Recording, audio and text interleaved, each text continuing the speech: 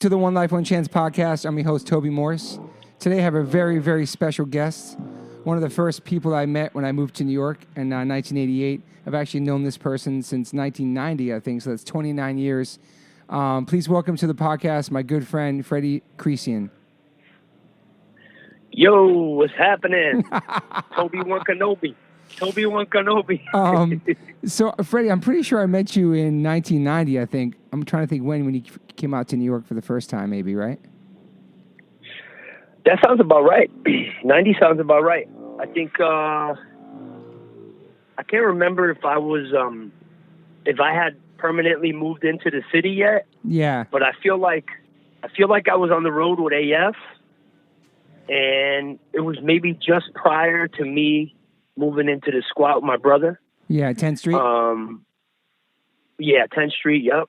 And I want to say, for some reason, Tick of It All and AF crossed paths, right? Yeah, for sure. And we met, and we hit it off, and it was like love at first sight. You fell in love with me, and then and how much younger were you? Because I'm pretty old, and you're pretty old too, but you're way younger than me. You've always been in your 30s your whole life to me. But well, how old would I have been? How old would you be? I'm 30. Yeah, I'm still 30. How old would I have been in 90? I was 19. I was 19. I was like 14, 15. You know, that's crazy. Like something like that. 15 maybe. Yeah. Yeah. Because yeah, that's about right. Yeah, it makes sense. Like 15 years old maybe. So, but were you born in Florida? No, I wasn't. I was born in Passaic, New Jersey. Oh, wow. Okay. So clear that up. Yeah. I mean, I think some people know by now, but I know that for the longest, that's what people thought. Yeah. And it made sense because I lived there.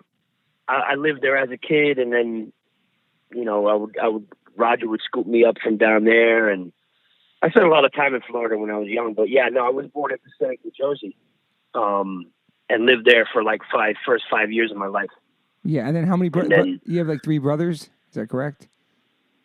Yeah, I have Roger, the oldest, and my brother Rudy, and then my sister Myra, and they're all like a good amount older than me. Yeah, and I came like way later, and I have a different father than them.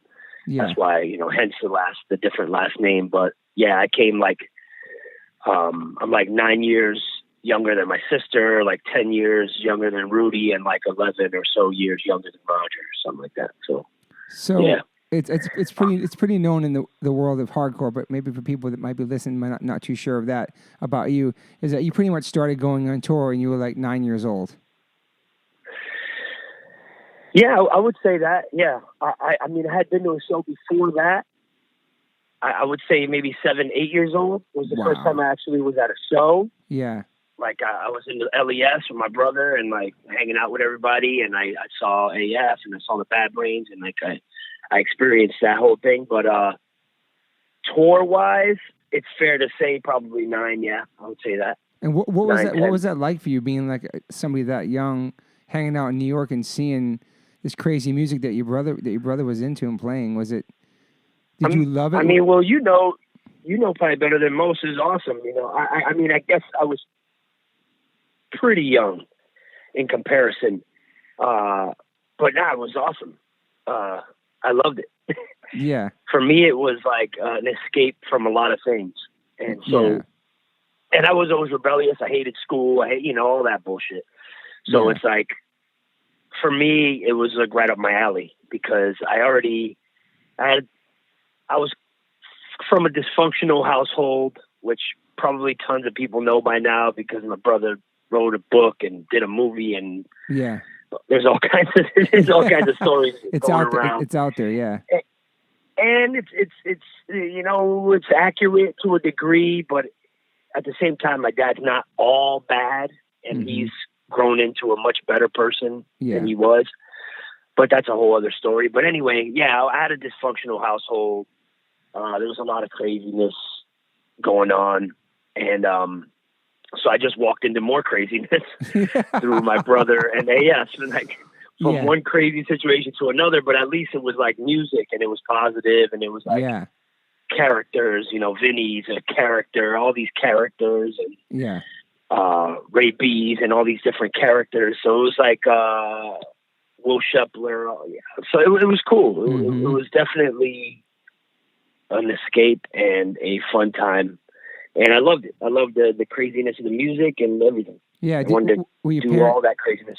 Were your parents cool about you going with, obviously your parents were cool about you going with Roger, or did they even understand like what kind of music it was, or like, obviously they knew you were safe because they were with Roger, but they were pretty much cool with you rolling with him, I guess, that young, obviously. They knew it was crazy. Yeah. They knew that. I mean, you see the way Roger looked, even when he was like 16, 17 years old, he was already becoming like heavily tattooed and like, at one point had a mohawk and like a shaved head and like ripped pants. You know, he looked crazy. Yeah. In those times. For and sure. So they knew what he was doing was like wild stuff. The music was wild. But somehow they came to an understanding. Like, I think everyone kind of knew that even though it was crazy, my brother had good intentions. He just wanted to like hang out with me because he didn't live with us. Okay. And so it was time for him. It was a time where he could spend time with his little brother. Yeah. And at the same time, I got to get away from the house and like give myself a break. Yeah. And I don't know, maybe the house got a break from me. I don't know. Yeah. It was like an understanding. It was like a thing that was like somehow it was okay. So, and sometimes I'd be like visiting family in Jersey too. So that was the other thing. It's like I had a lot of family still in Jersey, like aunts and uncles, and from my dad's side actually. And I'd go visit with them, and it was like kind of a normal setting, like cousins and like people my age, and then like my uncles and aunts. And then Roger would scoop me up, and I'd go into the city, and that was kind of like also a way where I could kind of get away with it, you know. Yeah. Were you still staying in school during those times? Were you going on the road? Or you just? I was in school technically. Yeah, I most of the times when I traveled in AF young, it would be on breaks. Yeah. That's what you asked me, right? I was at school. Yeah. Yeah. It was like breaks. It was like it would be in the summer or spring, whenever school would have breaks. Yeah. That's typically when I would be able to do that. Did you like, especially summer? I know you say you didn't like school, but did you do sports in school? Did you get good grades, or? I just didn't like anything about it. And I know I want to be careful to how I say that, because like I don't want to discourage young people to not like school, because I think that if something would have presented itself where I think I was just in a lame situation, to be honest. Like the teachers were lame. No one excited me. And then I never grasped onto something. I never grabbed onto anything that excited me. And then by the time I did, it was kind of too late. Because at one point I did get into soccer. And then I actually played soccer in high school for a year in New York. Oh, wow. Oh, wow. And I loved it. Yeah. And that could have been like a segue thing. That could have been like a transition thing where it would have made me like school more. Mm-hmm. But then I started going to Europe with Madball. So it's like, it's over. So it was like a little late to get into stuff. But yeah, for some reason I was in like lame schools in Florida, and like teachers were super lame, and like no one was like, "Oh, do you like this?" And like it was just a real bad setting and environment. And I'm not blaming anyone. It's just what it is. It's sometimes how the school system is in certain places. Yeah. And also, I just didn't like to be cooped up in a room and stuff. I wanted to be running around. You can understand that. You can understand that. You skip in and want to hang out with the derelicts. You know, that was more my lane.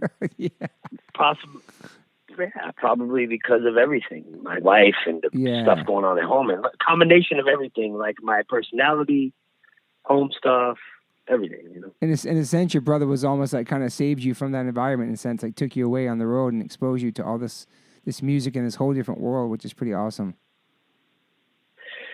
It is. It was really cool. And like other kids went to like camp and that was my camp, was New York hardcore camp. Yeah. So, yeah, I don't know shit about camping. Like, I know I can survive in some situations, but I don't know. I'm not like an outdoorsman. Like, I don't know how to like do all this outdoors, like Boy Scout stuff, but I can navigate through some other shit. For sure. I'd love to see you on Survivor. That'd be amazing.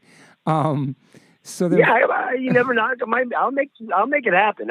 I'm definitely a survivor. For sure. I don't have certain skills, but Yeah.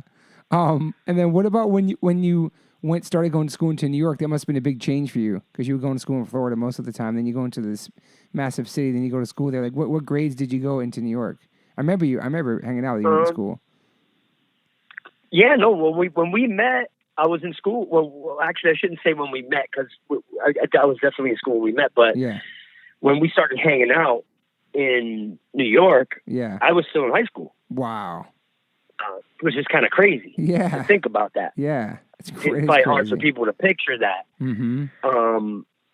But yeah, because when we met, I don't know what grade I would have been in, 8th, 9th. I don't know what grade I would have been in when we met. Yeah. And then when we reconnected in 91 is when we reconnected. That was when I officially moved into the city with my brother, Squat, 10th Street.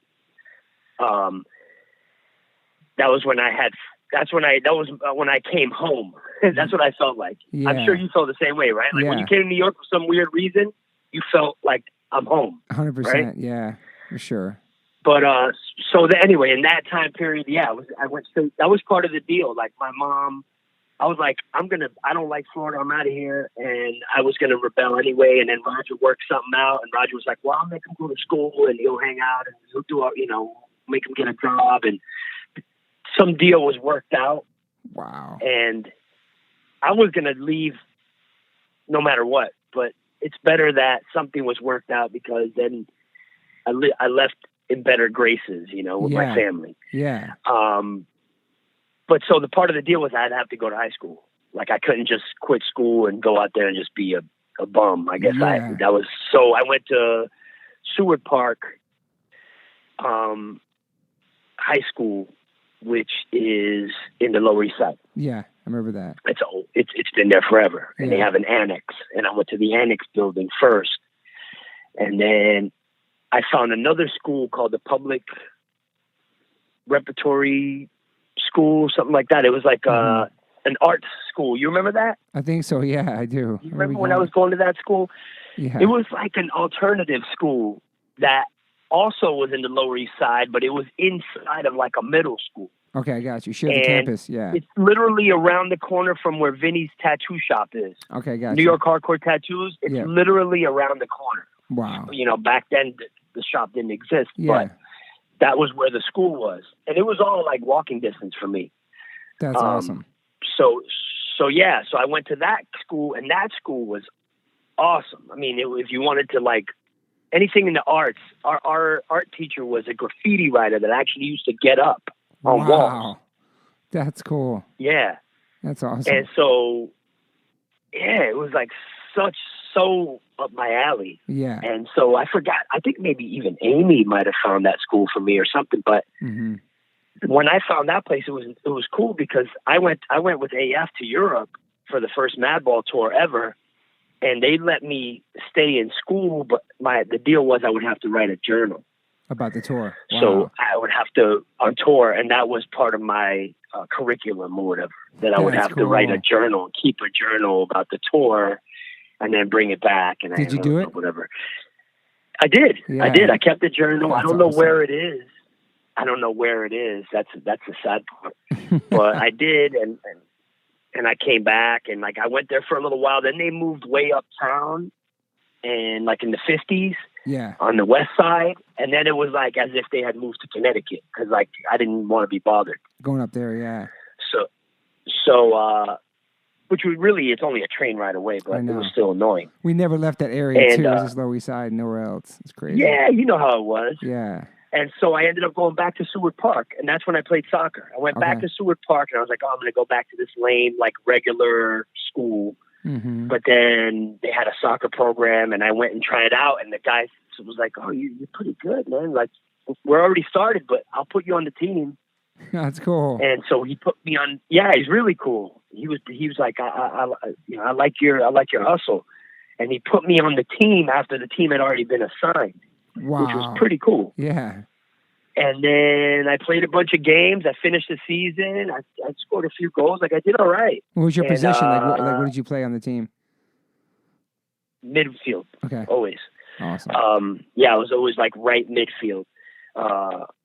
As a younger kid, I played right wing a little bit, sometimes forward, like right forward. Yeah, right forward. But midfield was a position I played a lot. That's awesome. But yeah, so that was my sports thing, you know, and Yeah. and I feel like if I would have gotten into something like that way early on, and like if I would have done all right in it, that could have been something that would have maybe kept me like interested in like academics or being in school or whatever. You know what I'm saying? Yeah. But it just didn't play. It just that's not what was in the cards for me anyway. So. And so did you graduate from there? You graduated? No. Oh, wow. I dropped out. When did you drop out? After all this, I dropped out. Man, right after like soccer ended, I went, and then Madball went to Europe with AF. That had already happened, and then I think we started to write something else. Maybe we got offered the deal with Roadrunner.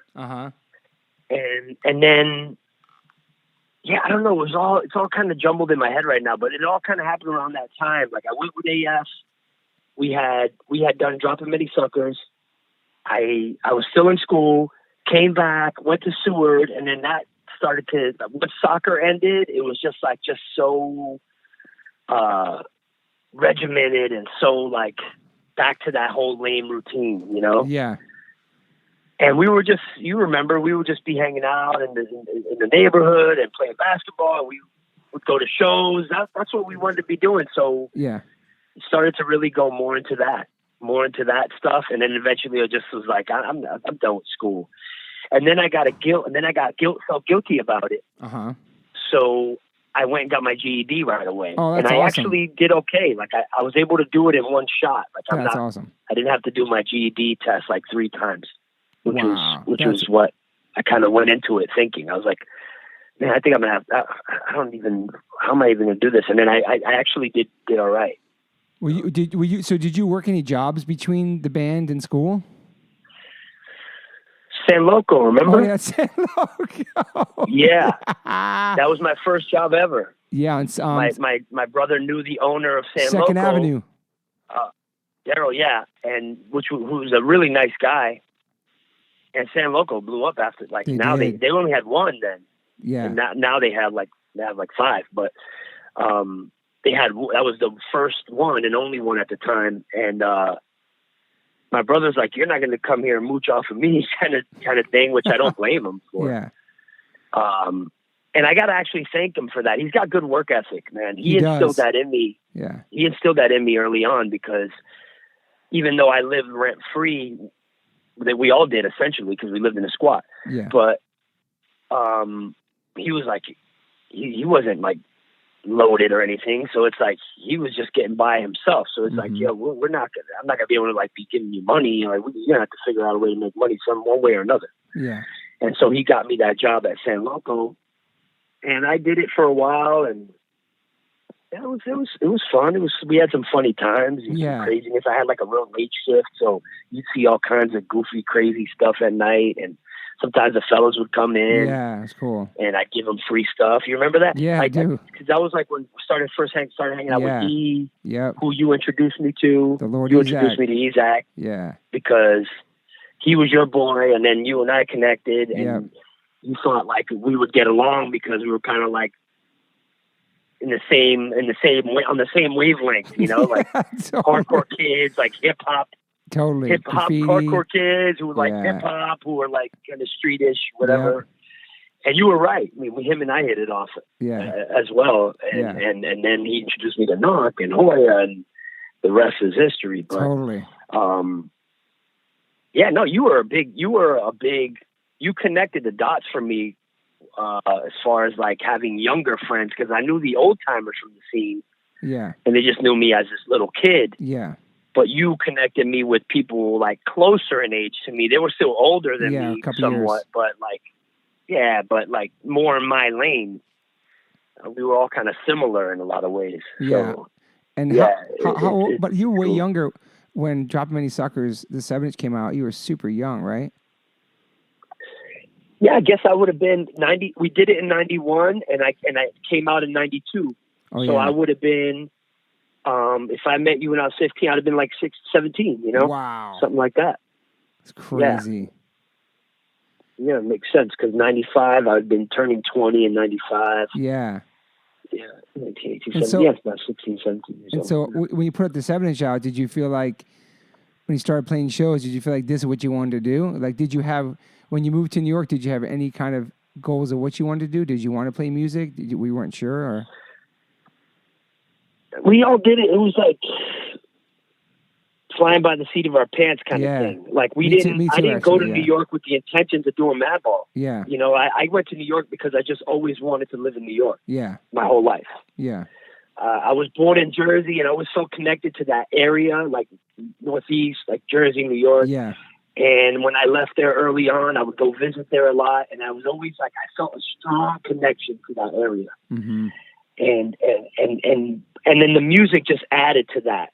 It was like something that was made it that much more enticing. And the energy too, probably, with seeing everything you're hanging out with. Yeah. And so I was destined to go there one way or another. I mean, luckily it was like I discovered the music and that kind of, because I could have also ended up going there and could have ended up really bad. But, it was never with the intentions of I'm going to go to New York and do Madball again. Like that's never been the case. Yeah. It was more so like I just want to get to New York. Where I was living at Florida was kind of like not my speed at the time. I was young. I had a lot more in me. Like I wanted to do other things. And so when I went to New York, I started to just hang out and go to school and do the normal stuff and work. Yeah. And then my brother had songs and he had written some stuff. And then we were like, let's do Madball. Let's do another Madball thing. And by then, Matt Henderson was an AF. Yep. And so Maddie, my brother and Maddie, we started to kind of concoct the second 7-inch, which was Dropping Many Suckers. Yes. We started to like compile songs. And I didn't even write, I don't think, one lyric on that EP. Oh, wow. Because I didn't know how to write. I didn't know how to write then. Yeah. So Roger had a notebook of lyrics, and some of them were like super goofy, like almost purposely meathead. And we used them for Madball. So if like people are laughing at us like we're meatheads, well, we're laughing right back at you because we know it was intentional. Oh shit, that's amazing, man. Holy shit. You know what I'm saying? Like people are like, these dummies. We're like, yeah, we know. We're purposely being dummies, you idiots. Oh shit. That's fucking funny. Nobody even knows that shit probably. No, but it got better, a little better over the years, and I think by now it's gotten a little more refined. Where it's like, for sure. But it was like Roger had this notebook, and he literally would laugh out loud at some of the shit. So I was like, "Listen, man, if I'm gonna put my name on it, we gotta amend some of this." Yeah. So I like kind of went through it and kind of made it a little bit more like realistic. Yeah. It was still pretty barbaric and caveman and like straightforward and whatever. But that's what hardcore is in a lot of ways. Totally. Especially New York shit back then too, man. 100%. Especially New York shit. Yeah.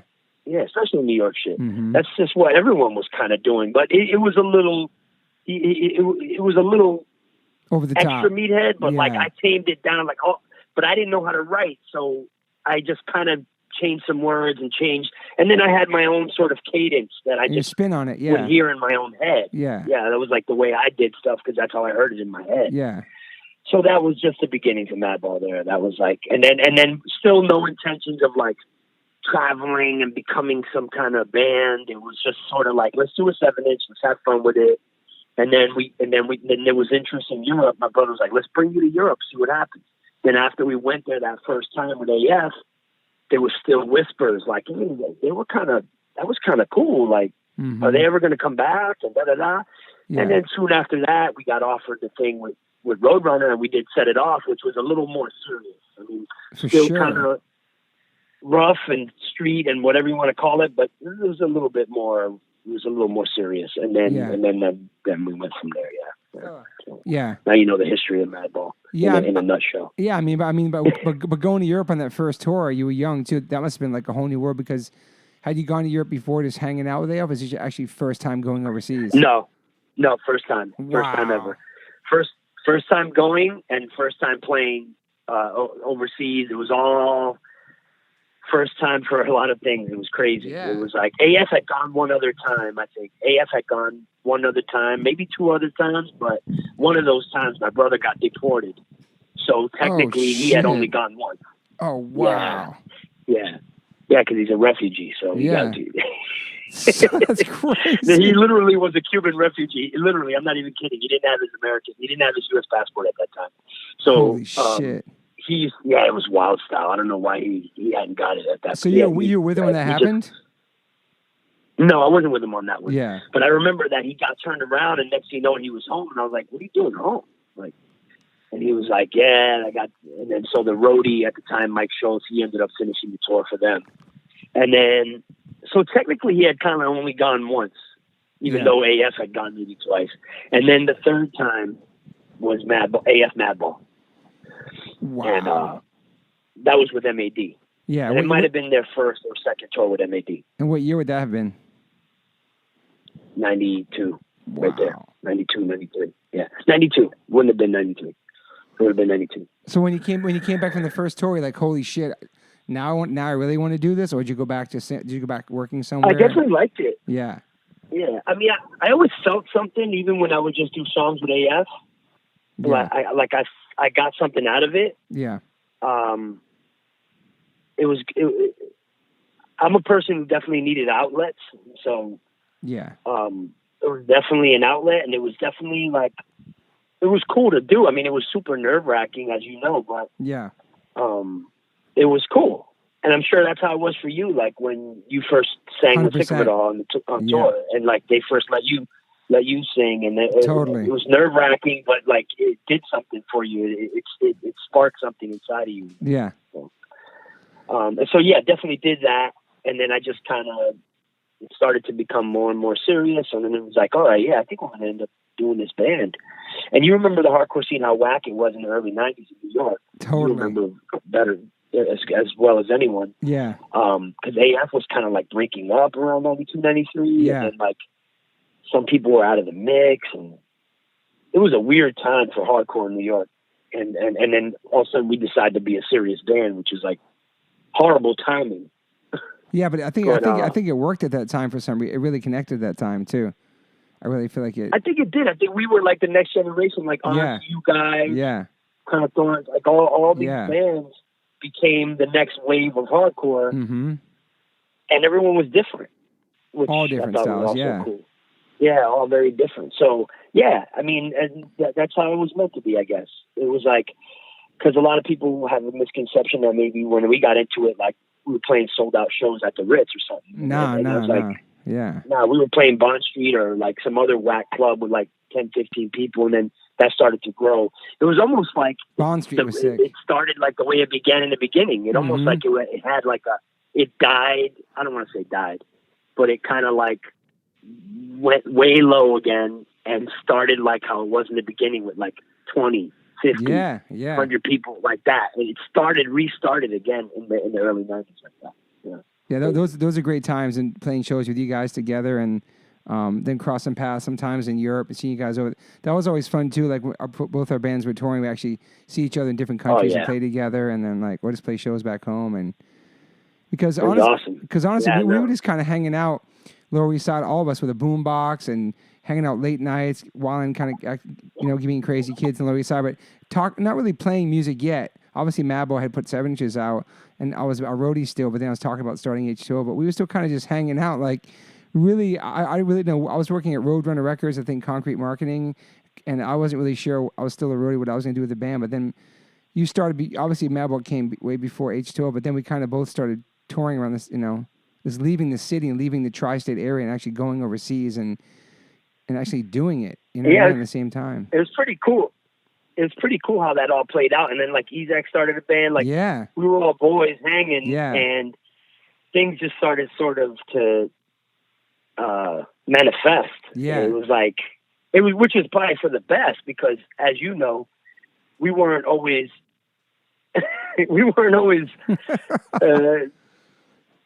up to good things. No. Sometimes we'd be up to not so good things. Yeah. But it was also the environment. It was 100%. also the environment we were in, because we were young and we're kind of different, and other people that came from different places, and we would bump heads. But it was fun times, man. Yeah. I look back and I have very, very fond memories of those early days, like when you first brought me to like a Fugazi show. Oh shit! Really? Damn. Yeah, you brought me to, but remember we were bummed out because he started yelling at people for dancing. Yeah, like, you weren't allowed to slam dance. People love you, but I love Fugazi because of that. Love Fugazi, man. Minor Threat, I knew, of course, because what hardcore kid wouldn't know about Minor Threat. Yeah. But I wasn't really up on Fugazi. That was like newer shit. Yeah. And you were like, they're playing the Ritz. Was it the Ritz? Was the Ritz still around? It was the Ritz. Yeah. It was probably the Ritz, or one of those kind of bigger places. And you brought me to that. And which was different because we would all go to like the regular hardcore shows, but like that was kind of like a bigger show. Yeah. And but like stuff like that, I want to say that might have even been where I met E. That might have been the day I think he was there, and like we were talking about meeting, and we finally, I don't know, it's crazy. That makes sense. Maybe I just remember that. Yeah. I have that memory. Yeah. Or it might have been a Sick of It All show at the Ritz. I don't know, but I just have that memory of like meeting him at like a bigger show through you, and like and just the hanging on the LES, and it was fun. It was a lot of fun. It was a lot of fun. I remember going to like hip hop clubs like 10 Deep. I remember we used to always see. Hell yeah! I remember before we knew John, we used to always see John Joseph at like the hip hop clubs, and like he'd see us like the new young kids and give us like a head nod. We like nod our head to him like, oh shit, that's the OG John Joseph. It was so cool. He would be up in the hip hop clubs too. It'd be awesome, man. I got a funny story about John Joseph. I was walking down St. Mark's. You mind if I tell the story real quick? No, man, please. I was walking down St. Mark's, and I was with my brother, and he was walking towards us. And you remember there was always like this like kind of weird tension with like AF and Cro-Mags. Yeah, there's so much older band stuff. Yeah, for sure. It was old shit. It was so old, but in my mind, it was still like existed. It was so fresh, yeah. And I remember seeing him like, yo, isn't that homeboy from that band? I'm like, we got beef with this guy or what? Like, that's what I was saying in my head. Meanwhile, I was this skinny ass little wiry little 16-year-old kid. Like, fucking, what would I have done? Like, oh my god, would have fucking annihilated me. And so then, what happened?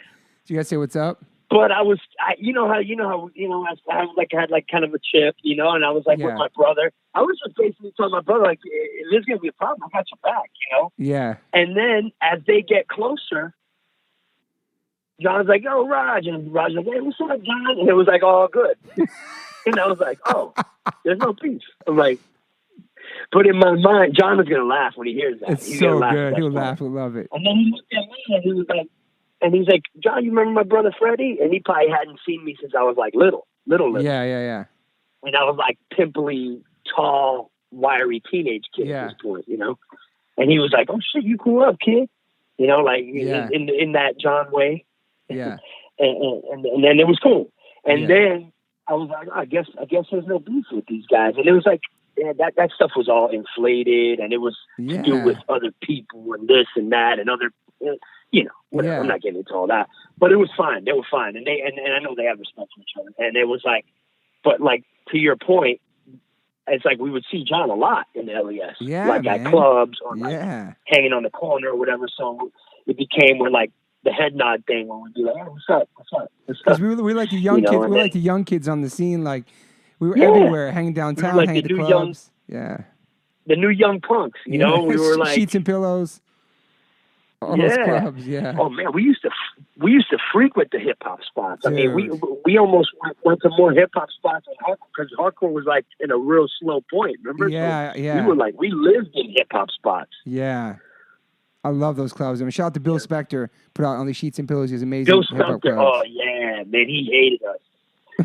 Yeah, I think he loves us now. You know, I ended up working for Bill later on, years later. I did security for him and Conrad. Yeah, I worked as their security guy. Oh wow! But yeah. But and those times, I know we would be rolling up with like 10, 15 guys and be like, oh boy, here we go. Yeah. So true. Yeah, guys dressed all fucked up. So as we got older, I think we started to dress up a little better. Like some of us did. Some people still like came out in sweats, and I'm like, yo, dude, you ain't gonna get in with sweats. Yeah. You know? It's time. But fun times, man. It was. And did you go to the Onyx? Were you in the Onyx video with us, the Slam video? Hell yeah. Yeah. Well, I went to all that shit. Remember when Biohazard first started doing the videos and they were like, you're like, yo, come through. Yeah. You remember all that. Yeah. So we were at all those early Biohazard videos, and then that was the same time that Onyx was popping up. Yeah. And so we got invited to those too. Yeah. But one of them I had to leave. I actually had to go babysit my niece, Nadia. Oh, wow. And I got into a big blowout with her mom because I didn't want to leave the video shoot because I had never really even been to a hip-hop video shoot. So I'm like, but I was supposed to be back. So it was this whole thing. And then I ended up leaving early. And that was like back the fuck up. That was like one of those videos that everybody was in. It was one of those Onyx videos. But I was there for like the beginning part of it, but then I had to bounce. Damn. And it was kind of like, And then for me, I was never a graffiti kid, but that was Isaac, and you wrote stuff too. So when you got to New York, you got in that mix too, right? You were tagging up and stuff, and I remember that. I was, but I was like more of a toy. Like I'm not even gonna front. Like in comparison to these guys, like I wouldn't say a toy. I mean, I'm not like I love graffiti culture. Like I love art. I love all that. I love b-boy culture. Like I love all that. Ever since before I met anyone, ever since I was a kid, like you know? Yeah. Like I've always been into like b-boy stuff and hip hop and that whole culture. And even before I moved to New York, I would like have a book and do like pieces in it. But like once I got there, for some reason, like I just didn't, even though I was around like guys who are now like infamous, like notorious, like legendary in that world, like our boy MQ and stuff like that. It's weird. Like I had great teachers, but I just never really continued in that field. Like I'd cop a tag here and there. I would tag in my school. I would tag if I was with them every now and again. Maybe I'll cop a tag, but I don't know. It's almost like that was their thing. I was like, you guys run with that. We're gonna, we'll just. I'll just fight whoever you guys say we're supposed to fight. Dude, oh my god! You remember that? You remember all the beefs that came? Yeah, dude. Because I'm not like I never even been to fight before in my entire life, and then I moved to New York, and I saw all these dudes who like street guys, are like. And then I get stabbed. Oh my god, dude. So people listening, Freddy got stabbed and I was with him. We had to go to the hospital. It was horrifying. That's a long story, but I'll never forget being in the back of the police car getting driven to the hospital with you and in the Washington Square Park. That was so stressful. I mean, that was a crazy day, dude. Oh my god. Yeah, because we all met up.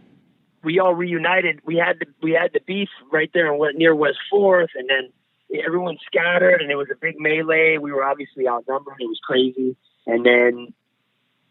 Once people started getting stabbed, we all somehow reconvened in Washington Square. Yeah. And then the cops rolled up.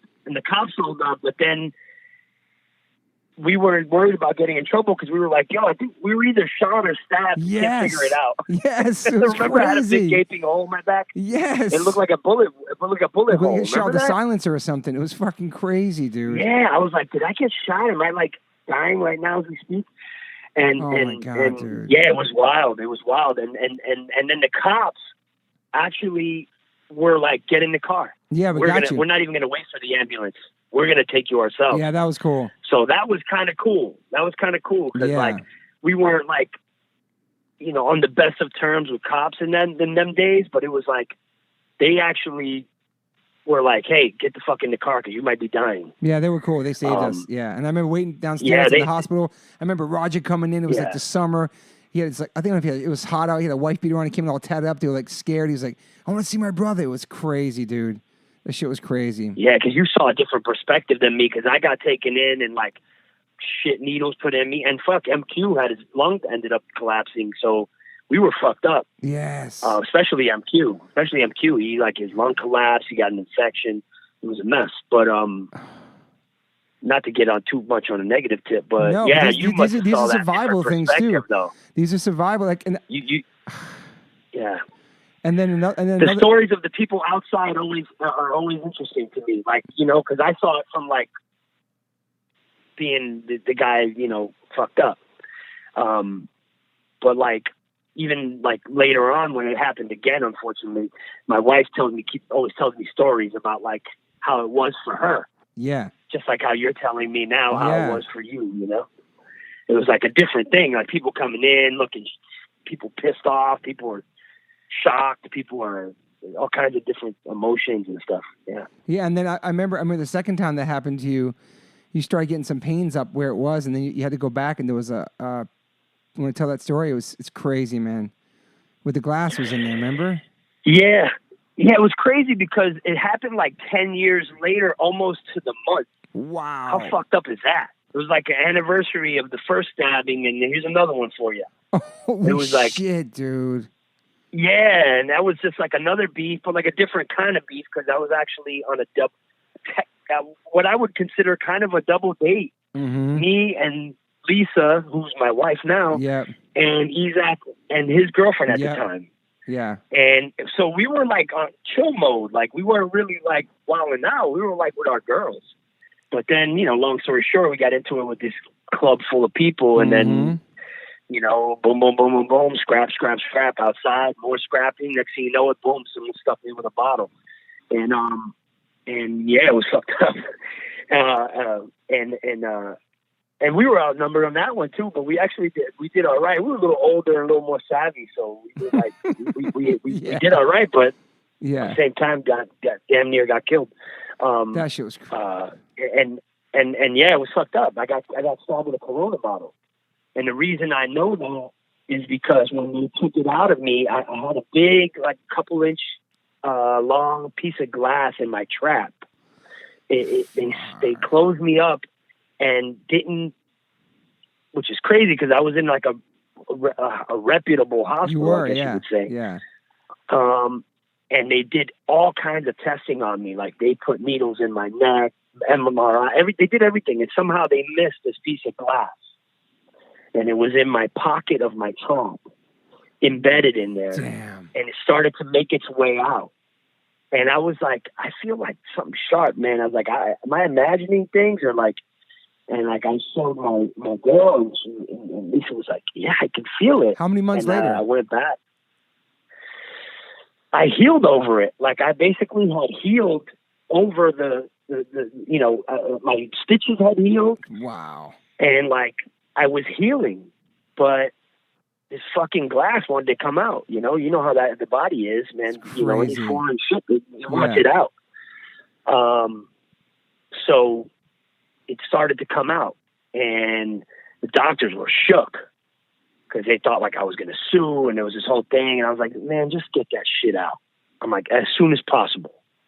They were like, okay, there'll be, and like if I was like that kind of dude, like I could have been really like, that was definitely a lawsuit, but totally. I didn't give a fuck about a lawsuit. Yeah. I was like, look, man, they didn't probably do that. They didn't intend to do that. Yeah. They were people that were helping me that day were pretty cool. And like, that's lame. Like, I'm not, that's not my style. Mm-hmm. So they just quietly brought me into this clinic and fucking took this huge piece of glass out that I wanted to keep, but they were like, no, we can't. Obviously they can't. They we have to run tests. Nah, motherfucker, you just don't want people to know that there was a glass in my trap. Did it say like 5 cent deposit on it or something, or? It said 5 cent deposit on it. Yeah. Oh my God, dude! You know how in a Corona? Well, you don't know because you don't drink, but you've seen a Corona bottle. Yeah. and most beers, at least back then, they would have like the 5-cent return thing or whatever, and you could see part of that in blue on this clear glass. So it was definitely a Corona bottle. Fuck, man. And yeah, it was crazy, man. I try to. I'm gonna try to avoid that moving forward. And I'm done. Twice was enough. And then the one thing that people probably know too is when the Hold It Down record came out, which I feel like H-Tour kind of helped. Maybe I'm tooting my own horn, but it helped try to get Madball on Epitaph, and that was such a great album. But when that record came out, you were locked up, and I remember going to visit you with Craig, sick of it all, and took the bus out there to see you, and it was so hard for me just seeing my friend like that. I remember I brought you like some Source magazines, and they went through all the pages, making sure I didn't bring anything in my Source magazines. Then you come out in your orange jumpsuit. We couldn't even hug you. You just sit down. That was really hard. Like you said earlier, like not seeing the outside perspective, but seeing your friend locked up was hard, man. It was crazy, man. Yeah, no, man. I remember seeing the pain on your face. Actually, I do remember that. Like, there's visits. It was kind of cool because I actually got a lot of visits, almost too much. I almost told these guys like, chill out with the visits because these people are going to get jealous in here, Yeah. But it made me feel good that I had so many people that cared. Yeah. Even John. Speaking of John Joseph came to visit me when I was in Rikers, awesome. which I thought was really cool because we were especially close. Like you and I were homies, you know. Not that I don't consider John a friend, because I do. I consider him now. I do consider him my friend. Yeah. And we were totally cool, and we were friends then as well. Yeah. But it was just almost caught me off guard. Yeah. That he showed up. It was like kind of one of those things where I was like, wow, man, that's fucking cool, Yeah. But yeah, you of course came to see me, and I could see like certain people I could just tell were like bummed. Yeah. Yeah, man, that was a heavy time. Out, it's a bum. I mean, luckily I didn't get like a bunch of years and have to be there like for, like with a lot of guys we know. I mean, I know a couple of guys that just got out and did 26 years from doing 26 years. So how many years were you in there for? How long were you in there for? Oh no, not even. I was in there half a year. Yeah. It was 6 months. I had a 6-month sentence, which for what it was actually really good. Yeah, but I also got a really good lawyer. So, that's how it happens, man. You get a shitty lawyer, you get do a bunch of time and shit stuff. If you get a lawyer who, navigates through the system and knows the judge and everybody, then you're gonna get a better deal. And so, I did my 6 months and my 5 years probation, which sucks. I would have rather almost done more jail time, actually, because this 5 years probation was really, really rough. Wow. But yeah, it was an experience. It was an experience, man. Yeah, man. How old were you then? Well, let's see. We recorded "Hold It Down," and then I went in right after, right? Because I think when the release happened, I got locked up. I don't remember, man. But it was around that time. It was 2000. 2001. How would I have been if I was, I don't know, 20s? Yeah. And then did you go, when you came out, did you guys go on tour for that record? When we got out, we did a tour. Yeah. And then the guys who were playing guitar and drums at the time, Beto and Darren, I think they just kind of got a little bit shook about the whole situation. Yeah. And I think they also weren't looking to do music the way we were looking to do it. Yeah. So it was like a combination of all those things. Yeah. And then, so they kind of started to back out. And then Hoya and I, being the two hard-headed guys that we are, we just sort of were like, well, fuck it. Let's just not do it. Because, the labels got issues, and rightfully so. Yeah. And these guys are like bouncing, and it's just like, this is just a mess. Yeah. So we did a farewell tour with Mitz, who actually ended up becoming our guitarist for the next 15 whatever years. Yeah. Yeah. But Mitz jumped in there and did a tour with us in Europe, and Raj, Agents of Man, he did the Europe tour and did another like a Japan thing, and then we were like had a little hiatus. And that's when Hazen Street came in, I think. That's right. That's when you asked me about Hazen Street, and we were already talking about possibly doing Madball again, and that kind of sort of both happened at the same time. Yeah. It was kind of weird. But Hazen Street, man, that was when you hit me up and were like, yeah, I'm thinking about this project and da-da-da. And then I was like, yeah, that sounds, I needed to get some shit off my chest creatively speaking. For sure. So it was good timing, Yeah, and Hazen Street, for those listening, that's actually the name of the street that Rikers Island Prison is on. So that's where that name came from. Yeah. So yeah, Chad hit me up. That was crazy, man. Like making those demos, like it was you and Hoyer, and then you guys came out here. I remember doing demos at Swing House with Chad and Dave Kennedy. Yeah. That was super fun, just sitting outside writing shit and listening to the demos, and like some of those demos of songs. And then we got Mackie on board. Yeah, Mackie on board. And some of those songs, like Everywhere We Go, like some of those melodies sounded so not foreign to us, but so poppy. But then just the way the melodies came in and the song, the lyrics and everything, and it just worked so perfect, man. I was pleasantly surprised with that because I didn't know what to expect with that shit, man, at all. Right? I didn't know. I think we were all surprised about how it all turned out. Honestly, I think that Chad really laid a good foundation. Chad laid a foundation for us. Yes. And then, because I wrote shit like I never wrote before, just based on his music. You write melodies and shit too, yeah. Yeah, a lot. Yeah.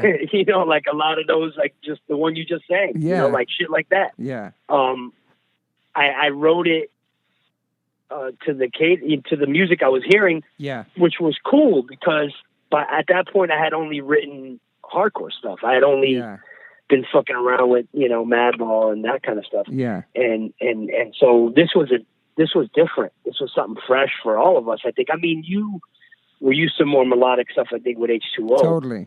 But for me, it was definitely something very different. And I was like, I welcomed it because I was like, I want to do something different. And yeah, that was, but Chad laid a really good foundation for us, like with the musical melodies, like the music, the guitar parts. I mean, he laid out, and then it sort of made it easier for us to write to it. Like, at least for me, when I heard his songs, they were so catchy to me that shit just started flowing out of me, Yeah. And I don't know why I'm cursing so much, but I guess it doesn't matter. It's okay, right? no. But that was a fun experience because we got signed to a major label. I think that was you guys' first major label because we had done MCA in 2001. But for you and Hoy, it was like the first major label, I think it was Epic, right? Yeah, because Roadrunner wasn't really a major label. Yeah, I mean, we had only... You had done a record by then, right? On MCA, on Epic. Yeah, no, on MCA, right. MCA, On MCA, yeah, okay. Yeah. And we had, you kind of had a little taste of all that, but we had only, the biggest label we had signed to was Roadrunner, which was a big independent, but that whole major label world, man, that was something else. That was a crazy experience. That's a little mini movie in itself, just how that whole thing came about. Remember? Like the showcase in front of all these big wigs. Oh, my God, that's right. So you guys are staying at the Oakwoods. You're working on the record with Howard Benson, who produced the record. He did... Howard Benson. Did tons of big records. I don't know what the fuck he did. But... Remember that shit? It was such an interesting, really fascinating little trip we took with that. Dude. In like a matter of a year, like we did tours with Story of the Year, with Good Charlotte, with Newfound Glory, with POD. We did the Warp. Did the Warp Tour. Yellow Card, POD. Remember? And those bands were all hot then. I know. They were like hot. They were hot at the time, yeah. But then sometime in the middle of the tour, it's like Epic wants you guys to fly to New York and they put you up in this fat hotel. We need you guys to play a showcase for the people from Epic. So we fucking flew out there, left the tour, got a fat hotel, and then we performed like 2 songs for them. Like in a room. Think did I stay at the hotel? Did I stay at the hotel too? I lived in New York at the time, but I think I even stayed. I think I stayed there with Lisa one night.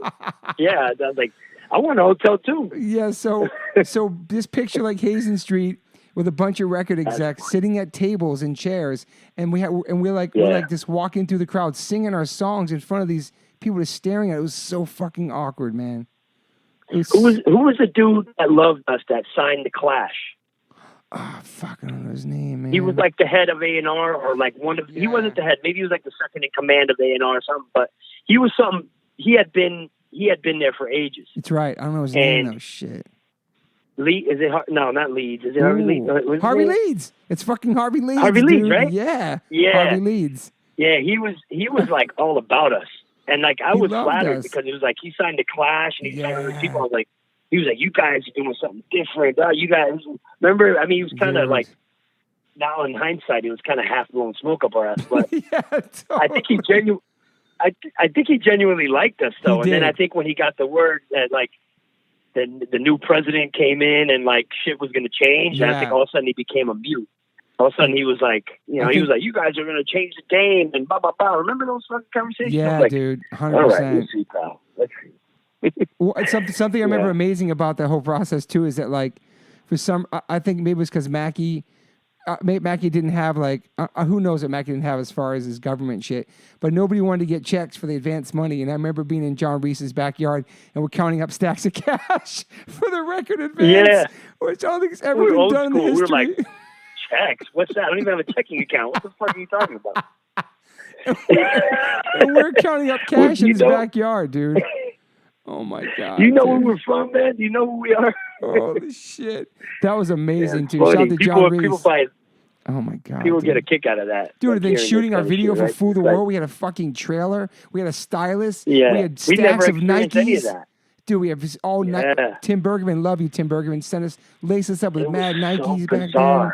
Had a trailer and like a stylist. Like, get the fuck out! It was so crazy, man. So bizarre, dude. Everything before that had been so guerrilla. Like I remember all our videos down by law. All of them were like leftover. Drew Stone had leftover film from like a Biohazard video. And like, yeah, I'll do some.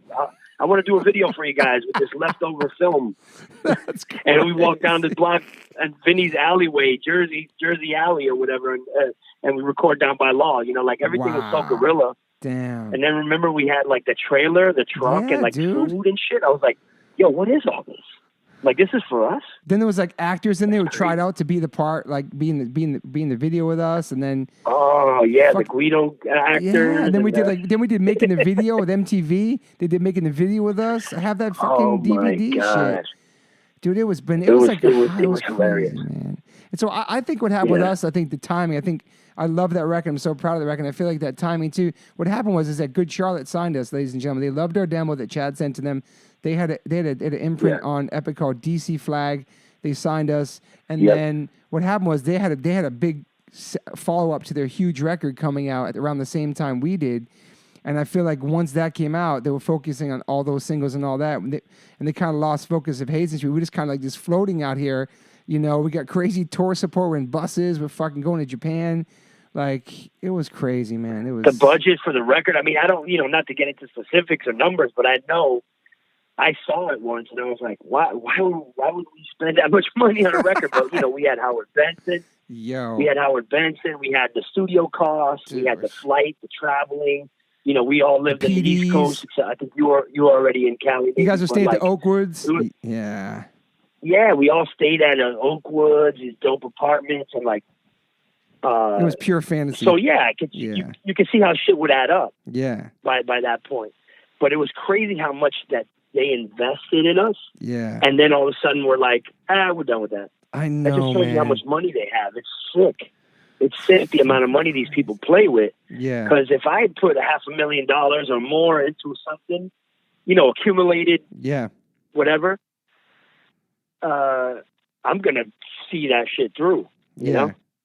100%. It was just a write-off. It's just a write-off to them. They're used to that shit. You know what I mean? Like, it was a write-off. Yeah. We became a write-off. Yeah. And it's a real shame because I do think that it had potential. I think the songs had a lot of potential, even if we were new to a lot of it and we were just getting our bearings. It was catchy. It had potential. It was honest. It was real because the stories were fucking real stories. There's no bullshit going on there. Like that's like real stuff. Yeah. So maybe the music's not your cup of tea, but if you can at least connect with the stories, but they loved it. The crazy part is like Harvey Lee, like certain guys were like, "Oh, it's done. This is happening. Like this shit's gonna do really well, and like your life's gonna change." And I'm like, we were the ones that were kind of like, "All right, let's see what happens." Like we're not doing this to like necessarily blow up. want to do something different. It was a fun experience. And if we could pay our rent and like eat and all that, we'll be happy. You know, like we were coming in from like that hardcore mentality. Yeah. And they were gassing us the fuck up. And we were like, yeah, all right, we'll see. And then sure enough, they changed presidents or something. And somebody just was like, yeah, scrap this, scrap that, keep that. Yeah. Like as if you were going into a supermarket and doing inventory and going, oh, this is expired, get rid of that. Meanwhile, they were just propping this up. It was the weirdest shit. And we were getting good reactions on all the tours and it was oh my God. People were loving the record. I think what's crazy about that now is Google that shit. I know. Google those Japan videos. Remember that shit? Dude, remember the first time going to Japan with like crazy, dude. You found or you Yellow Cup? Yeah. Those were like bananas. Like those shows were like record did really good in Japan too. What's crazy is that we didn't know what to expect, and it was really fun to make the project. And with expectations were kind of whatever. Like, yeah, we'll see how it goes. But all in all, I feel like it's so crazy now how beloved that album is. Like 15 how many years? Like 2000. Every hardcore kid. Dude, they love, but back then people liked it. Like, what is this? It's a major label. These guys in Madball and Newfound Glory and H2O and Box Racer all mixed together. Like, there was judgment before they really heard it, but now people love that shit, dude. It's crazy how much people. I think it's because it didn't blow up. You want to keep it real between us and whoever else is fucking listening to this podcast? If I'm keeping it 100% real, I think, and hardcore kids could be weird like this, and I'm a hardcore kid till the day I die. But I tell you, sometimes people, the scene, and this is like everywhere. Yeah. I feel like, I feel like there was like judgment. There was like, oh, what are these guys doing? It's like, hey man, we're creative people. We're just trying some different shit. But I think there was judgment, and there were certain people that were like, I dig it, man. I dig what you're doing. But there were a lot that were like, I don't know about this, man. You talk me Madball, this shows, you guys are doing this. Like, what's up? Yeah. There was a lot of that. Mm-hmm. And a lot of those same people like it now. I know, dude. And rave about Hazen Street. They rave about it. And I really honestly think it's because it didn't blow up. It's so I think because it didn't blow up. I think if it would have blown up, it would have bummed people out. And it didn't. Yeah, it had some traction. It had some legs. It went to a certain point, but it never popped how like they were talking it was going to do. Yeah. And I think once that happened, it sort of fell back into like this weird lane of like being like a cult thing or whatever you want to call it. Yeah. And then it became cool. And then it was okay for hardcore kids to like it. Which, personally speaking, I think it's kind of lame-ish. It's kind of lame. It's kind of lame to like it because I don't know, but you're like saying. Me. I know exactly. You like something, you like something. If you like 100%. Something, you like something. Yeah. Don't you hear a song, you like it. Whether you got me into Coldplay. You turned me on to Coldplay and changed my life. Freddie Madball turned me on to Coldplay on the Hazen Street bus. I remember, never forget that shit. You're like, yo, bro, listen to this shit. You're just doing your bunk. And you got me to Coldplay, and I'm fucking obsessed Well, I knew with that you band. would like it. I was like, you gotta check this shit out, cause dude. And when I was listening to it, it was funny because they were all my friends were dissing me. Yeah. And Yellow was out. The video for Yellow was out. Amazing. And I was like mesmerized, and I had like been hanging out. I was up for like 2 days doing all kinds of wild shit, and then I woke up like half hungover, like whatever, like what am I doing with my life? Yeah. And Yellow comes on, and I was like mesmerized, and I was like, yo, this is a fucking amazing song. Holy and shit. from that point on, I loved Coldplay. And these motherfuckers would laugh at me like, yo, dude, you were just out running around, fucking hip hop, blah, blah, blah. Like, they just, it's like, don't judge a book. Like, we love all kinds of stuff. Like, dude. We used to listen to Cranberries. Remember the Cranberries and the Sundays and Sade? Cranberries, we love Cranberries, man. I was so bummed when she passed. I know. To Lawrence, man. She was an amazing talent. The Sade. And we all are like that. Yeah. Oh, my gosh, Sade. We used to listen to tons of hip hop and all this kind of music that people would never expect. I think people think when you're in a hardcore band, like you get into your car and you're driving your kids to school and you're blasting hardcore like our demo tape. It's not like that, man. Oof. It's not like that. No, you gotta. It's time and place, Yeah, everything. Music's the time and place. You got a vibe and a mood for every kind of situation. Now, don't get me wrong. I'm a hardcore kid through and through. Like, there's something that hardcore does to you that nothing else can do. 100%. For a fact. Yeah. But that doesn't mean that that's all we listen to, you know? It's like, how the fuck am I going to listen to that crazy shit all the time, you know? You play it every day. Like, you travel. You like... Yeah, anything. How do you listen to metal all the time? Like, how do you listen to anything? Like, even hip-hop. Like, how could you just only listen to hip-hop? Like, you would just lose your mind. Yeah. So it's like, but, you know, we know our roots and where the scene we're from and what we've done and how we've participated in it and all that. I mean, that goes without saying. But I love me some Coldplay, man. When I saw them live, they were amazing. I got hooked up, 4th row seat. Damn. I brought my wife and her sister, and we had the time of our lives, and they killed it. Dude. And it was great. And I don't care what anybody says about it. Listening to this, it was amazing. Yo, no, it's funny. I saw him last time with my son, and I ran into Joe. Mad Joe from Wisdom and Chains with his family. We're like hugging, like, oh my God, that was such a great show. Like me and Mad Joe, the Coldplay show in Jersey. They're this fucking great band, man. It's like they kill it. They all can sing really well. Yeah. They can all play really well. Chris Martin's a great front man. You know, he's like all over the place. And he plays the piano. And they're just. I like them more than. I know people. Another group of people are probably going to cry. Hopefully. I like them more than U2, like shit like that. I don't know. No, I feel you. It's a tough one for you. Yeah. That's a tough one for you because I know you guys are U2 heads. We are, but I feel like Coldplay became the new U2, like more younger version and more. That's what they're my U2. Like U2 always had great songs. Don't get me wrong. Like as a kid, growing up, like there's definitely U2 songs that stand out to me in my head that I love that I think are amazing. But Coldplay, for like what U2 does for some people is what Coldplay did for me. Like that's my U2 in a way. You know what I'm saying? Like that's kind of for that genre, for that whole thing, for that kind of stuff. Yeah, I don't know. They smash it. That's just me. I gotta see them again, man. It's been too long. It's been a while. So they killed it. Maybe we'll go see them. Maybe we'll go see them together. We'll hold hands. I would love that. You remember being on the bus and all of a sudden I was in the back on that tour and all of a sudden I was sleeping and this huge mirror came out and smashed me in my head. You remember the back of the Hazen Street tour bus? Oh my God, yeah. Or like the bus went to the ditch or something while we were on the bus. It like crashed or something. No, I think we almost crashed. I think I don't know what it was. I don't know if the driver fell asleep or if it was bad weather or what. I can't remember what it was, but I remember the van got jostled around, and that shit, something came down and banged you in the head, right? I was sleeping in a big glass mirror in the back of the bus. Yeah, dude. I was screaming. I was bugging out, man. That was crazy. Yeah, and then you were like calling my name out, and I was like, "What the fuck's going on?" And I got out of it was crazy. Matthew was like, "Yo, what's going on?" And then you held me in my arms and sang Coldplay to me. And I put Coldplay on, and it was it. Everybody felt better. We had some more milk.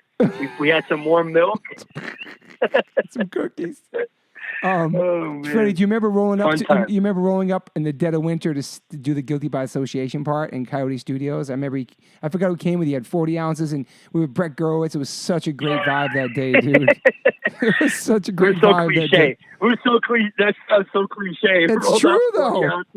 But it really was. It really was us. It was like we weren't doing that. Like it wasn't like an act. That was us, you know. But that was a great studio night. Where was that? Where was that recorded? Where was that recorded again? It was in Brooklyn. It was in Brooklyn at Coyote Studios. Okay. Yeah, I remember. All right. Yeah. You guys came out there. It was so fun just doing that. It was such a great time in the studio. Yeah. Oh yeah. No, that was fun. And we actually were like. We kind of collaborated on it, right? Like like you had the idea, you guys had the idea, like, yo, we want you to come in here, and then I was kind of like, and we kind of just like did it right there on the spot, like kind of figured it out, and yeah, it was cool. A great time, man. Yeah. So now, so looking back now you're like a married man with 2 kids, and you've been in Madball for how many years? I guess I would say actively. I would say 92, 93. Super active. Well, not super active, but active as a player and like playing shows and stuff. But 89 was when Ball of Destruction dropped. Yeah, and we recorded it in 88. Fuck. So 30 years. This year, January of this year marks 30 years that Ball Destruction is out. Holy shit. Yeah. 30 years. But I don't man. consider us a band then in a way. It's weird. Yeah. I mean, we were. I mean, the name was established. It was a thing, but we didn't get active until like a couple years after that. But I would say, it's been a long time. Have you ever felt during those times of like just quitting and doing something totally different? Well, we did the Hazen Street thing, and I dabbled with the hip hop thing, which I actually plan on doing another one of those records. Nice. As you know, we're all big hip hop heads too, and that was something that I always wanted to get off my chest. So, and that was another thing that like kind of it's been lingering around for years and years, but people were like receptive to it, which I thought was cool. Yeah, that was great too. Like I got good feedback. The Catholic Guilt song too, yeah. Yeah, Catholic Guilt. Yep, that's the one. That's the record. But and I mean, I'm sure I could do a better job than that. But it's like one of those things where like I might want to do another one. Drop another one of those just to get something off my chest. Yeah. And I don't know, man. See where whatever else goes. We talked about doing Hazen Street, another little EP. Yeah, that'd be down too. Yeah, I think Mitz has. That's not an impossibility. It's just a matter of. You got a lot going on. We got a lot going on. I think Chad's got some riffs too laying around too. He's been working on riffs for a while too. I'm going to tell you this right now. Nobody knows this. Not even the guys in the band. I wrote lyrics to that riff. Oh, I shit. I have like a skeleton to that song. Oh fuck. Okay. To that, and it's a catchy track, man. Sick. It really is like a follow up to what we would have. We should sit one day and listen to it. Okay, I'm down. It's I think cool people. stuff. I think people were stoked on that. It's been a long time. Yeah, we did like man. an EP, like just for us, just to get something off our chest. Yeah. Did you ever think you'd be doing the band this long and where you're at now and all the success of Madball and the worldwide everything you guys you guys work so hard and you stay on tour so much and it's inspiring. You guys. I thought it was over in like 2001, and then we had that. We had that hiatus, and I met Lisa, and like I was like in my mind kind of done with music. Yeah. And then boom, we started Hazen Street. You came at me with Hazen Street, and then Madball, and then it's like, and then that brought me back to the music thing, which was probably the best thing that could have happened. Yeah. And yeah, I didn't. It's crazy now to think that it's 2019. It's crazy, and like, man. We're doing all these things now, and the band is bigger. I would say now than it's ever been, which is that's awesome. I'm thankful for it because otherwise I'd be starving in the street. I'd be panhandling again, like my brother made me do in the '83. Shit. It's fucking crazy. I'll be on having to wait panhandling. It's crazy, but Freddie, like you guys you guys work so hard, and you guys are nonstop with the touring too. And I know you get to bring your wife and kids out sometimes, which makes it a lot better because it's hard when you have a family to leave. Man, it's super hard, man. Yeah, I try to include them as much as possible because you know as well as I do that. Like once you have a family, I mean, you've been with Moon forever, and you had Max. It's like, you're a family guy as well, so and everybody's different, and I don't judge people one way or the other. Some people are a little bit more about family than others. Whatever, it's not my place to say one way or the other. But once that started happening, that changed the game for me. It's like I had to start touring less. Yeah, even if that meant less money, less income, less whatever, but. For me to spend time with my family, that's like the most important thing. 100%. So, but at the same time, I do music for a living. And I know it's so hard, dude. It's what I do. So, what do we do? It's like you got to eat. Yeah. And people don't realize it, but us hardcore bands, like we live check by check. This ain't like we're getting big fat YouTube checks or royalty checks or whatever kind of checks. You get a couple little bucks here and there, but I mean, we're not like making mainstream kind of money. So it's like you got to go out there and grind. work for every dollar. And it's a blessing and a curse, man, because it's like when you have a blessing kid, and a curse. when you have a kid, it's like, okay, now I got to provide not only for your wife, but also for a child. And so I need to grind more, Yes. but then I don't want to leave them because I want to be with them. Exactly. So it's so hard. I don't People want to be a understand- deadbeat, you yeah, know? it's so hard. And I love, I don't want to be a deadbeat. I want them to know me. I want to know them. yeah, I want to be with I them. want to be in their watch lives, but then them you have to grow. provide too. So it's like, fuck, I got to leave you now for like 6 fucking weeks and go on tour. Not that you do that now, but I remember I had to do that. I don't do that anymore. Well, Yeah, we did that with them days are Hazen over. Street. We do. But lucky Max was a baby, so we didn't really know the time frame difference. But it's like, Yes. so now I Oh gotta, my God. yeah, it's crazy. That was rough for you, man. Because now I think about that. We did some crazy ass shit touring wise with Hazen Street. Yeah. Like shit that Lisa reminds me of. She's like, I endured a lot in those Hazen Street days because it's true. We went out for months and months and months at a time to try to get this thing on. I know. Try to get this thing going. Yeah. And get established. Yep. And you're right. That then you had Max right around then, and it was like, oh my God, you were having your first. You know, we all didn't. We could relate, but we couldn't at the time. Yeah. You know. Yeah. It's sacrifices, it had to be super hard. Yeah, it's totally hard, but it's like we were touring like crazy. Ridiculous. It's crazy because like you love what you do. You know, obviously there's also your career too, and it's also it's part of your everyday life. But then you got a family too. You got to provide for it too. So it's like that balance of like go out there and book mad shows, and you know, and then come back and then stay home for a little while and go back out again. It's just that. But I love coming home. Like I love missing them. I love them missing me. I love coming home to them. It makes it so much. I like having, you know, once you leave, it sucks. But once you're out there on tour, you do your shows, you get in your tour mode. But then you're looking forward to coming home. Yeah. It's fucking awesome. We're lucky, you know. Yeah, no, and it's like it sucks, but we could be in a lot worse situations, I guess, too. You know, it's like we've invested so much in this, like so much. This is so much a part of our lives. It's like. And it's become now what we do for a living, but it's like, obviously we love doing what we do because how would we, you know, how could we still do it if we didn't? Yeah. But it is super hard with the kids, man, and with our wives and the whole family thing. But I think you and I have figured out a pretty good balance with it these days. For sure. As good as it can be, you know. It's never good to leave your kids, even for a couple of days. Yeah. But you know, we got it to where we'll do like short stints. You know, we won't take tours that are like a month. Like if somebody offers me a tour for a month, like it happens, dude. I'm sorry. The longest tour I did in recent times was Suicidal. That tour was like 2.5 to 3 weeks, and that was long for us. Wow. But I actually brought my family with me because I was like, fuck that. Was that the U.S.? So it was like.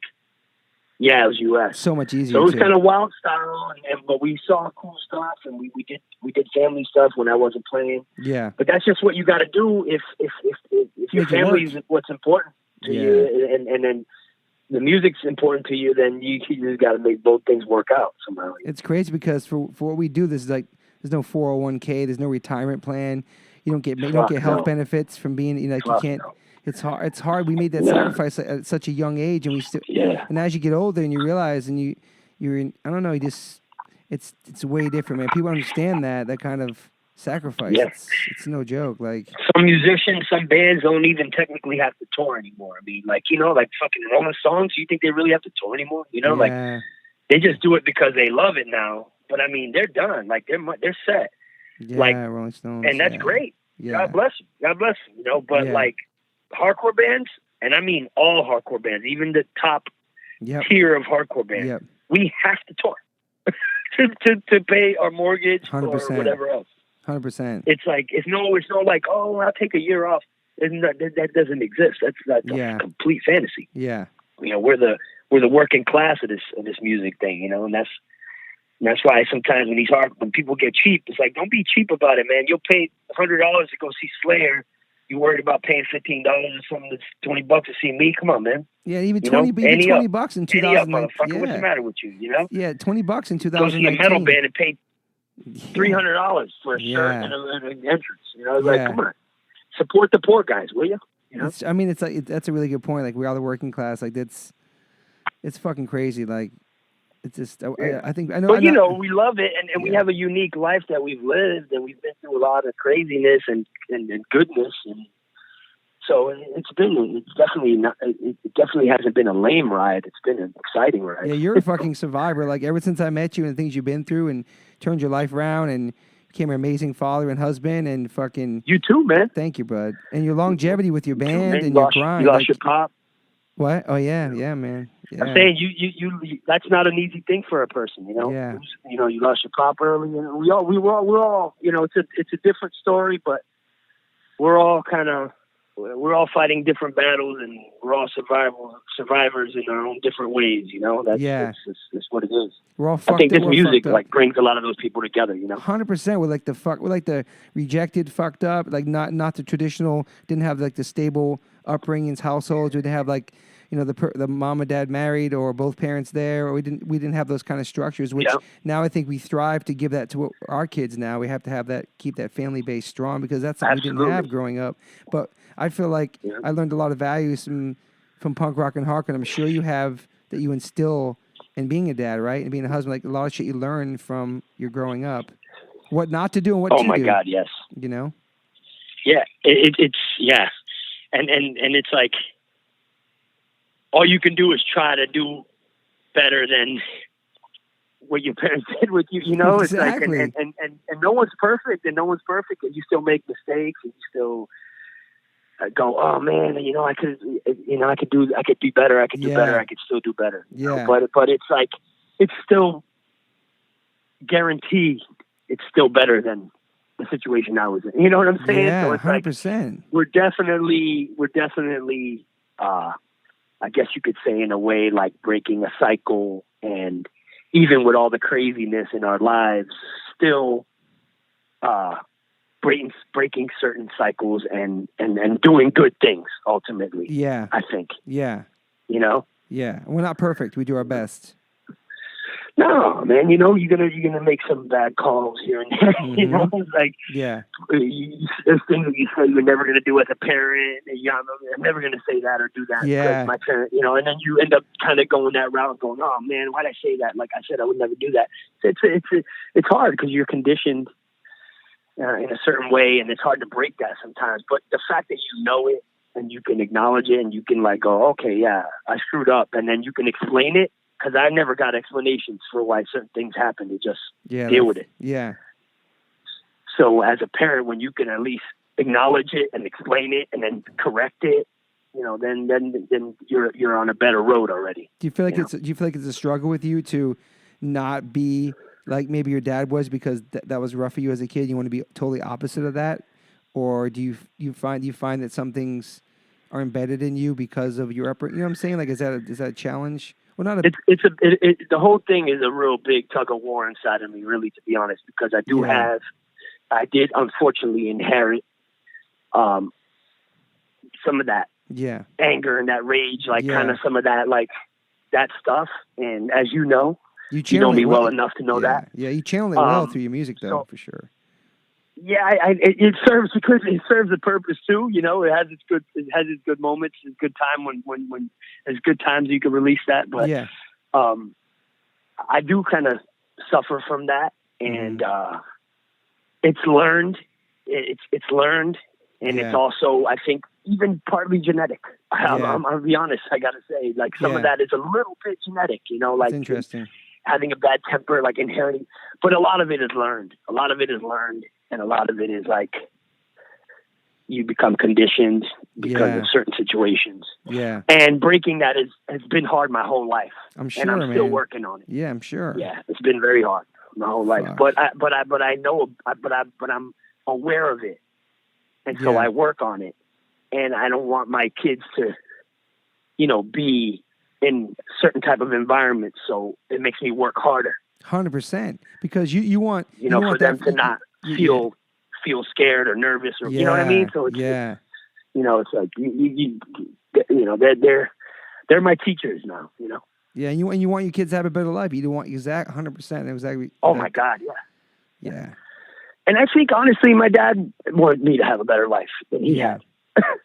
It's just that it was hard because he couldn't. Maybe it was hard. He couldn't switch gears quick enough. Was he pretty emotionless? Pretty emotionless in the sense? Huh? Pretty emotionless?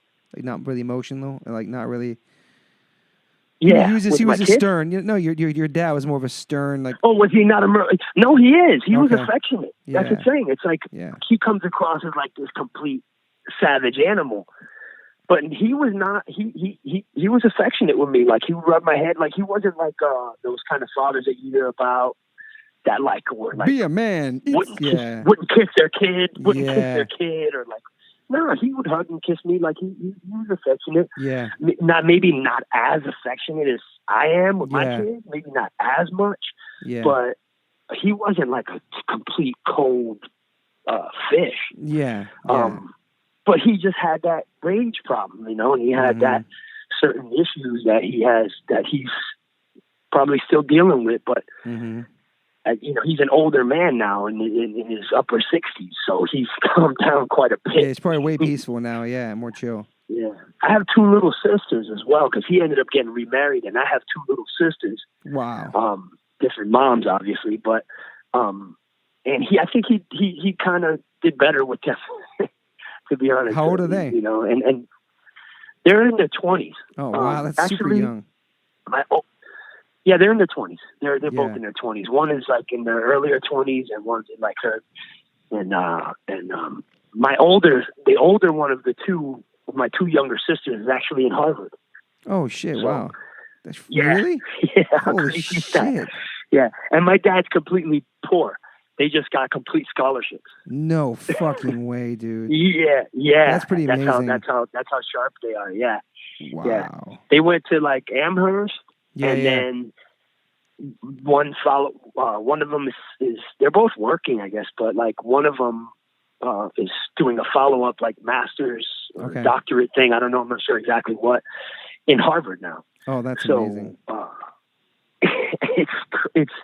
It's amazing and bizarre. It's like someone with my last name is in Harvard right now, spells their last name exactly how I spell my last name. Pretty fucking awesome. It's wild. Yeah. And my dad is like, he gets by, but he was never a person with money. He came from very humble beginnings and still lives that way. He's just a mechanic by trade, so it's not like he had all this money to put him in some kind of Ivy League school or whatever, and that wasn't that kind of situation at all. It was purely those girls like just really were super smart and like worked hard to get like scholarships and all that stuff. So cool. To my point, he did. They did already. He's everybody got to give everybody the benefit of the doubt to grow a bit. Yeah, 100%. Do you have trades like he does? Like your dad's like a mechanic. Can you fix things? Are you like pretty handy? No, not like him.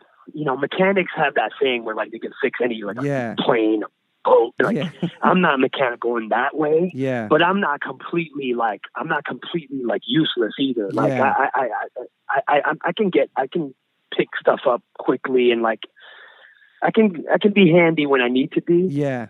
But I'm not like one of those guys that can like build a car and like all that shit. I think Roger did like the electricity in your squat. Roger's super handy. He did the squat electricity, right? He's super handy with that shit. Roger's a really good electrician. And a mechanic. He's a certified Harley mechanic. Yeah. Wow. He's very mechanical guy. He's definitely got those skills. That's amazing. Yep. That's interesting, man. Just having like who got what from who, and your mom's like amazing. Super. Your mom's a rock. Like your mom's tough. Yeah, she's been through some hard. She's been through some hard shit. Yeah.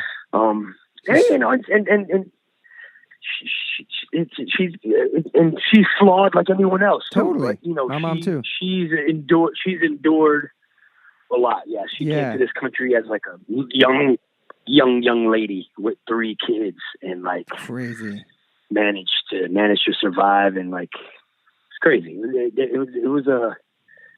It's a very the story has a lot of branches to it. I'm sure. Like my brother's Showtime thing that came out, which is great. It's great.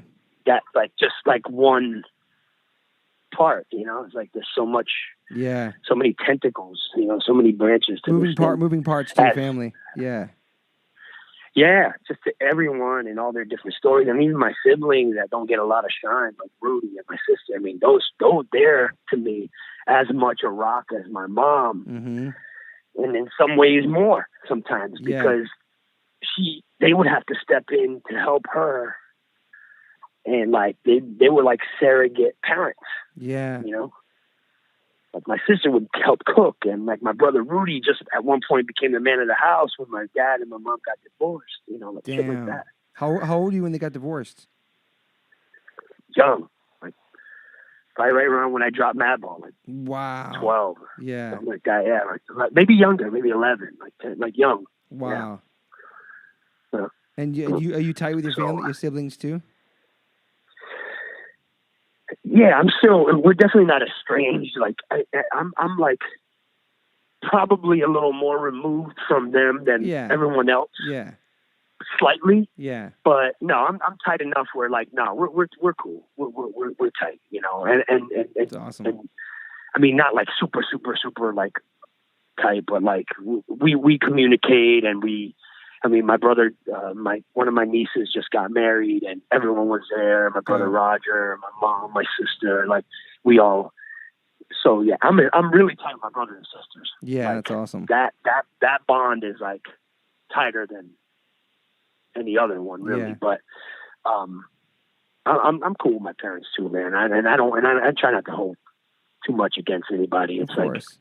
You're a parent, shit happens, man. You're a parent now too, so it's like you get it too, probably in a sense. Yeah. Shit happens. You learn as you go. We're all here to teach each other something. 100%. Learn from everything, and you know how that goes. You think you ever write a book? I think you should write a book. Yeah, I've been approached several times about it, and I think when the time feels right, maybe I will. Yeah, I've been approached about like movie stuff too, you know, awesome. Like documentary or other whatever. I don't know. Yeah, I think eventually, yeah. I mean, it would be cool to tell your story. Yeah, very therapeutic. I think. I just don't want to do it like bandwagon style, like, you know, like my brother's doing his thing now, and it's the right time for him. Like he's at an age, he's at a time in his life and his career where I felt like it's right. It's the right time. It's appropriate. You're still in your 30s, bro. You're still in your 30s. You're good. I'm still in my 30s, man. I got time before that. Well, I want to thank you because I want to thank you because. All right, man. Yeah. When I met all you guys, I came from a different, where I grew up differently, but I met all you guys, and even though I was older than you, you always seemed like you were my age, and you came from a different background. Obviously, when you just opened up so much on this, I appreciate that. But like you guys, you always had my back, and it was a big family for me moving to New York, and you guys took me under your wing and taught me a lot about life and just the real life and the real world, and I appreciate that. And I'm so proud of everything you've done with your career and all the trials and tribulations you've been with as a human and where you're at now. It's fucking amazing that we're both talking and we're both still playing music and we're fucking dads. It's pretty awesome. Yeah, man. Thank you, bud. I really appreciate that. And, you know, sitting back at you, man, I think honestly we were all learning from each other. You know, we just like tribed up, we got together, and we were all just learning and growing together from each other's experiences, really, you know, now that I look back on it all. But no, I appreciate that. And, you know, I love you. You know your family. For life, yes. You know that. You know what's up. I appreciate having you on my podcast. I think people can be psyched about this. Yeah, man.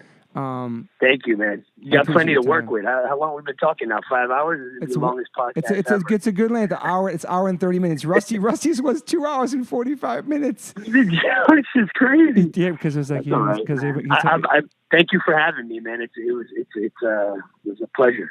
Yeah, dude, we've been through so much. We've been through so much together, and so many great memories in my life. And you know, you've been a big part of my son's life. It's really crazy because obviously my son's.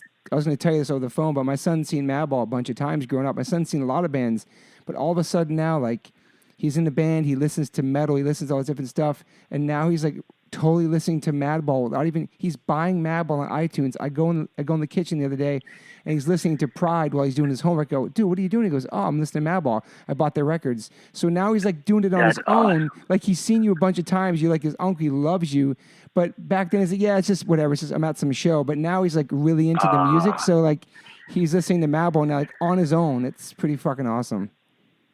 That warms my heart, man. You know, I mean, obviously, I know him since he was born, and you know, we had him on the road, in Japan, and like to see him, like he's like a big, you know, he's like a, young man now. 16, it's like crazy. It's like he was a baby, you know. He was like it's awesome to see, to watch him grow up, even if it's been from a distance, but totally. to watch him grow up and that he's supporting all that.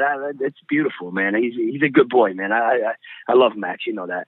Whenever I see him, he's always, hey, Uncle Freddie. I know, he loves you, dude. He's a very, very kind-hearted and spirited boy. I love him a lot. Thank you, bro. But it was cool. I wanted to tell you that because it's cool. He's just almost like he found it on his own way, you know?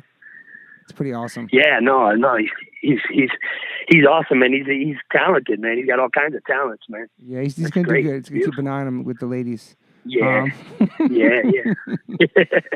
Yeah, man. Well, that's a whole different chapter. That's no matter what, always, anyway. Yeah. These different chapters. But no, he's going to do good. He's going to do good. All right, brother. I love you so much, Freddie. Thank you for everything, and I appreciate your time. All right, bud. I'll speak to you soon. Thank you, bud. Love you, buddy. Love you too. Bye. All right. Bye. Bye-bye.